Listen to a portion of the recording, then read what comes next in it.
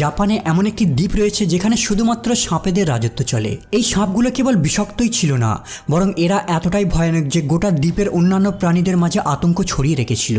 এদের কামড়ে প্রতি বছর কয়েকশো মানুষের প্রাণ নাশ হয়ে যেত, আর এখানে সরকারের কাছে এর কোনো সমাধানও ছিল না। কিন্তু হঠাৎ একদিন জাপানের সরকার এমন এক সিদ্ধান্ত নেয় যা কেবল ওই দ্বীপের অধিবাসীরা নয়, বরং সম্পূর্ণ জাপানিরাই হতবাক হয়ে যায়। সাপেদের বংশকে ধ্বংস করার জন্য তারা আমাদের দেশ থেকেই কিছু বেজি নিয়ে এসে এই দ্বীপে ছেড়ে দেয়। বেজি এমন এক প্রাণী যারা সাপেদের তাড়া করার জন্য আর মারার জন্য বিখ্যাত।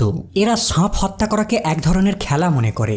জাপানি বিজ্ঞানীদের কাছে এটাই একমাত্র উত্তম সমাধান বলে মনে হয়েছিল, কিন্তু তখন কেউই ভাবেনি এমন অদ্ভুত সিদ্ধান্তের কতটা ভয়ানক পরিণাম হতে পারে। এটা এমন এক সিদ্ধান্ত ছিল যা প্রকৃতির নিয়মকে ভঙ্গ করে, কিন্তু প্রকৃতির সঙ্গে খেলার পরিণাম যে কতটা ভয়ানক হতে পারে জাপানিরা 25 বছর পর হারে হারে টের পায়। 1970-এর দশকের দিকে জাপানের আমামি ওশিমা আইল্যান্ডের বসবাসকারী জনগণ